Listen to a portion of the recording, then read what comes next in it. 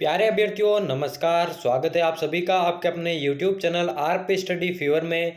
तो दोस्तों इस वीडियो में राजस्थान जीके के बहुत ही महत्वपूर्ण प्रश्नों पर चर्चा होने वाली है। जी हाँ दोस्तों, राजस्थान से रिलेटेड अगर आप किसी भी कंपटीशन एग्जाम की तैयारी कर रहे हैं तो ये वीडियो आपके लिए महत्वपूर्ण होने वाली है। तो दोस्तों कुल 25 क्वेश्चनों की ये सीरीज होने वाली है। एक एक प्रश्न महत्वपूर्ण होने वाला है। वीडियो के एंड में आपको बताना है कितने प्रश्न आपने सही किए। तो दोस्तों without wasting time let's start the video. पहला क्वेश्चन आपकी स्क्रीन के सामने है दोस्तों।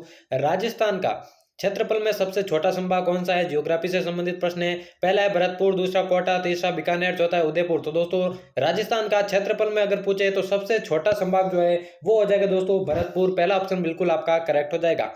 साथ साथ में दोस्तों आपको आंसर बताता जाऊंगा और इन्हें आप नोट भी कर सकते हैं। एक एक प्रश्न महत्वपूर्ण है। राजस्थान में प्रथम पक्षी चिकित्सालय कहां पर स्थित है? दोस्तों एक एक महत्वपूर्ण प्रश्न है। चाहे आप किसी भी कंपटीशन एग्जाम की तैयारी करें, यह प्रश्न आपके लिए महत्वपूर्ण होने वाले हैं। पहला है जोहरी बाजार जयपुर, दूसरा तन्नौट जैसलमेर, तीसरा है कालाडेरा जयपुर, चौथा है रावतबट्टा चित्तौड़गढ़। तो दोस्तों राजस्थान में जो प्रथम पक्षी चिकित्सालय है, ठीक है ना, वो स्थित है दोस्तों आपका है जोहरी बाजार जयपुर के अंदर। ठीक है ना, पहला ऑप्शन बिल्कुल आपका करेक्ट हो जाएगा।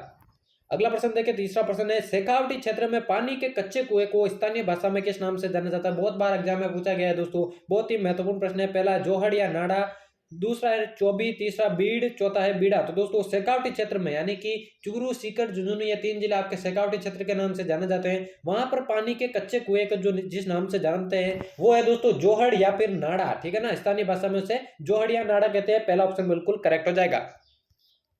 अगला है निम्नलिखित में से किस नदी का उद्गम दिवेर घाटी राजसमंद से होता है? ठीक है ना, दिवेर राजसमंद से होता है। कौन सी नदी का उद्गम? पहला है बेडस नदी, दूसरा मेनाल नदी, तीसरा कोठारी नदी, चौथा है बामणी नदी। कौन सी नदी का उद्गम होता है दोस्तों? तो दोस्तों कोठारी जो नदी है उसका उद्गम जो है दिवेर घाटी राजसमंद से होता है। तीसरा ऑप्शन इसलिए आपका बिल्कुल करेक्ट हो जाएगा।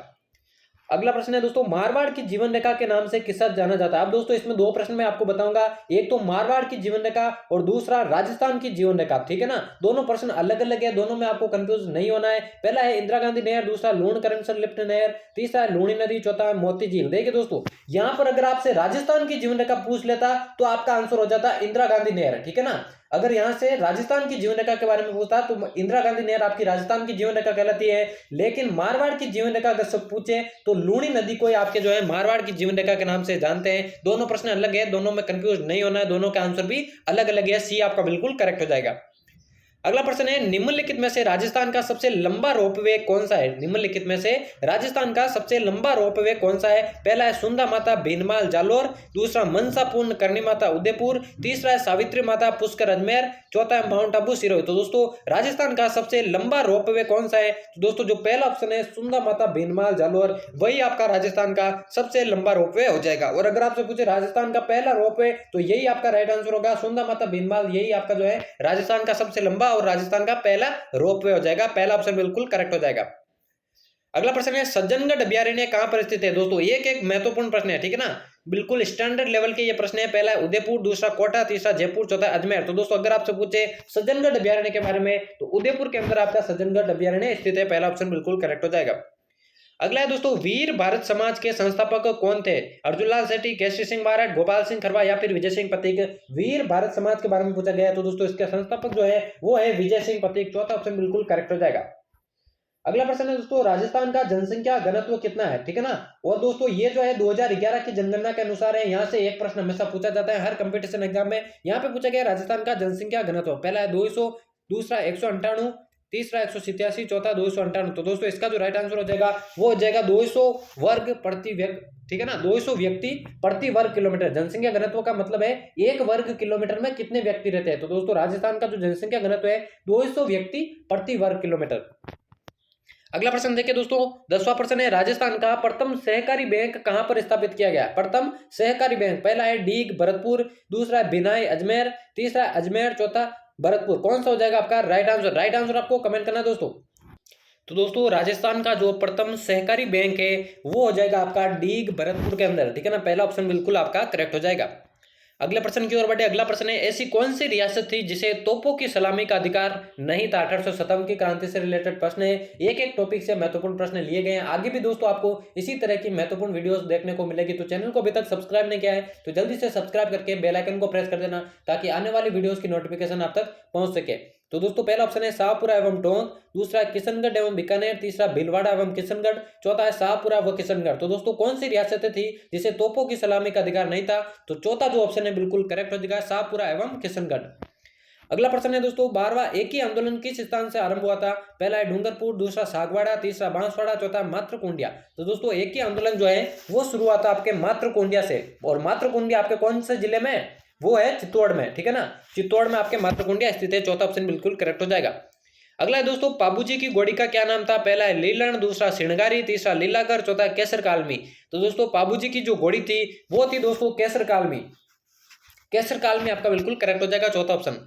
अगला प्रश्न देखें, मारवाड़ में किसी प्रसिद्ध व्यक्ति की मृत्यु पर गाया जाने वाला गीत कौन सा है? ठीक है ना, किसी प्रसिद्ध व्यक्ति की मृत्यु पर गाया जाने वाला गीत। पहला है मरसिया, दूसरा लश्करिया, तीसरा ओल्यू, चौथा है लूर। कौन सा आपका राइट आंसर हो जाएगा? मारवाड़ में किसी प्रसिद्ध व्यक्ति की मृत्यु पर जो गीत गाया जाता है उसे दोस्तों मरसिया बोला जाता है, ठीक है ना, जैसे नाम से ही आप पहचान सकते हैं। पहला ऑप्शन बिल्कुल आपका करेक्ट हो जाएगा। अगला है भवाई नृत्य कहाँ का प्रसिद्ध नृत्य है? महत्वपूर्ण प्रश्न है दोस्तों। पहला है मारवाड़, दूसरा मेवाड़, तीसरा शेखावटी, चौथा है हड़ौती। कौन सा आपका राइट आंसर हो जाएगा? कमेंट में जरूर बताएगा दोस्तों। भवाई नृत्य कहाँ का प्रसिद्ध नृत्य है? तो दोस्तों भवाई जो नृत्य है वो मेवाड़ क्षेत्र का प्रसिद्ध नृत्य है। दूसरा आपका बिल्कुल करेक्ट हो जाएगा। अगला है दोस्तों, निम्न में से कौन सा सुमेलित नहीं है? निम्न में से कौन सा सुमेलित नहीं है? पहला है वागड़ी, डूंगरपुर, बांसवाड़ा, दूसरा है निमाड़ी निमाड़ी क्षेत्र में, तीसरा मेवाती, अलवर, भरतपुर, चौथा है जगरोती बाड़मेर के अंदर। तो दोस्तों कौन सा आपका राइट आंसर हो जाएगा?